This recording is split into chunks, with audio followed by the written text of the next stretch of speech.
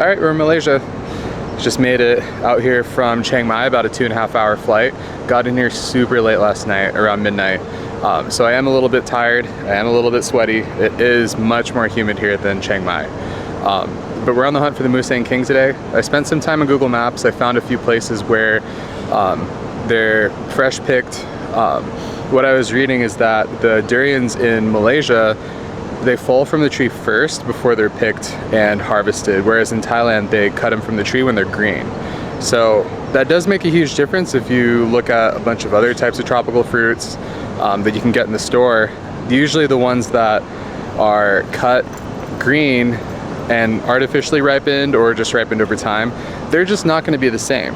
So it was really interesting to learn that's kind of how a lot of Thai durian farming is.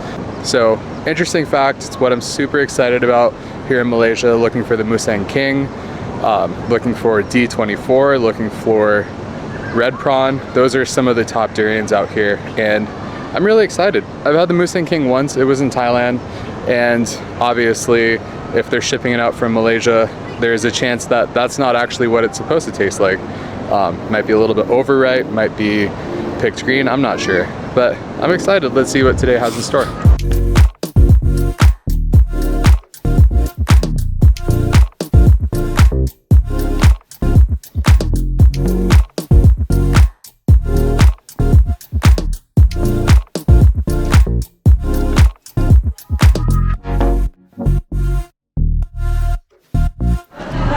So the first place we're stopping here in Kuala Lumpur is Durian Man.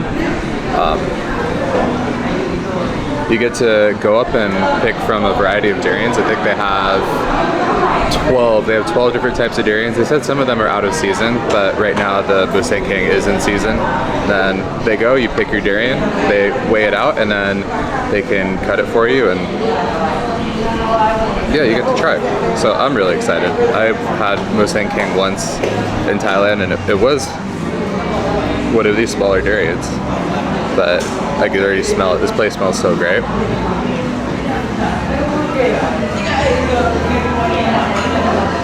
That is strong. That was really strong. Yeah, I could tell why this is number one. This is for sure the strongest flavored durian I've ever had. That is so rich. There's a lot of bitterness to it. Bitterness, almost maybe even like a spiciness. That's so interesting. Wow. I'm gonna try and describe it. So it's like a soft custard. The outside skin it's not tough, but it's definitely, it's like when you're eating creme brulee and there's that top layer that's a little toasted.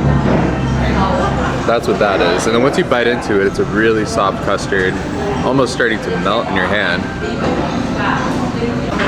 There's definitely some spice to this. Self-centered. They won't share what I do.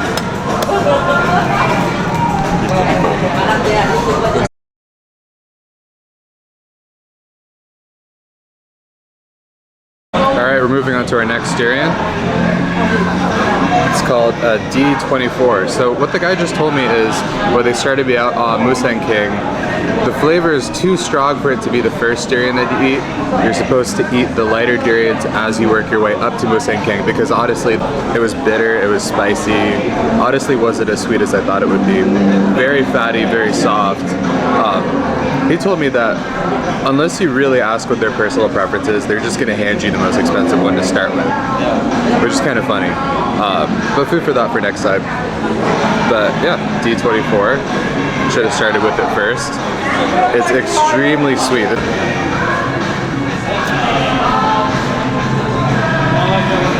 Really big seed. Most of the meat is seed. But this tastes like a custard.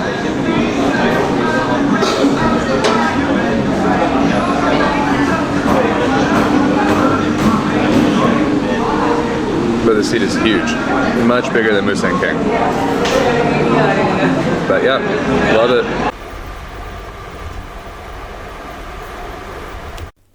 Alright, so just made it to the second spot on the trip. It's Durian BB Park, also in Kuala Lumpur. And it started out the same. I walked in, saw a bunch of durians on a rack, And then I noticed that they had some flights of durians, and I noticed that there were some that I've never had before. So I was getting a little bit more excited. And yeah, these durians, they were very expensive. So I was very grateful they had these flights, that they gave us some free gloves, and then I dug right in. So Prime was the first one that I tried. And this one was just like D24. It tasted a lot like custard and really sweet and no offensive flavors. I loved it. This was great. And then the second one was my favorite, D24, otherwise known as XO. And yeah, just affirming that I really loved the fact that there were no real offensive flavors, and it was just so soft and so sweet. And then after this was Blackthorn.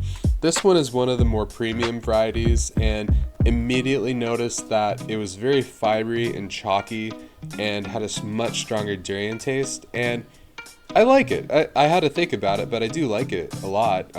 When it came down to what I wasn't sure if I really liked was the Musang King.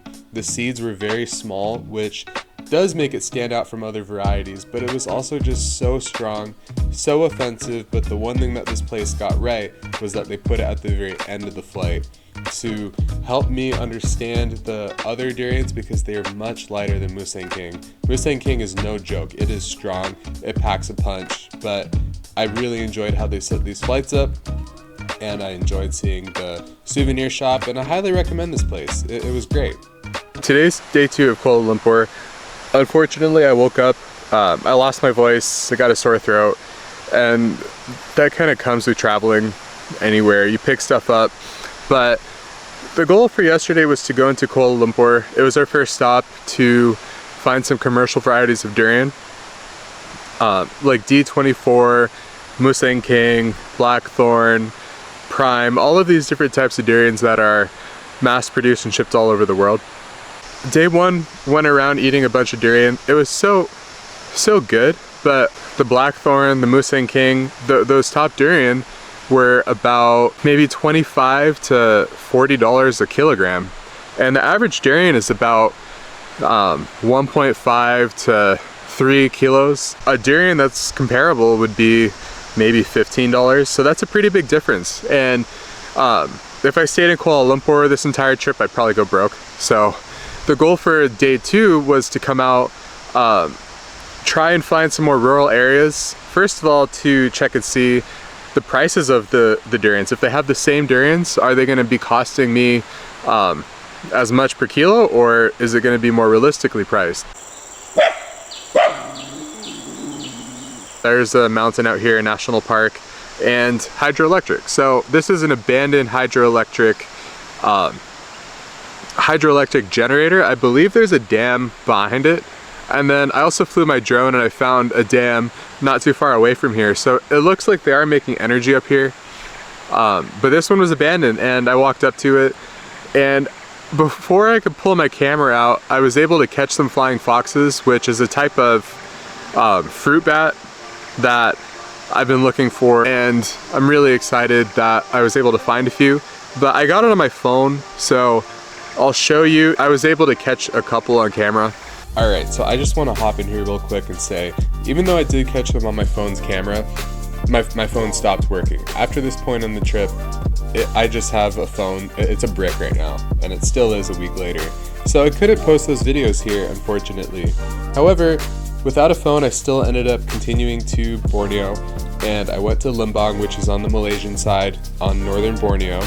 And when I got there, I found a group of people getting together for the Hajj, which is a pilgrimage in the Muslim faith, and it was really neat because I've never seen people getting ready for this trip.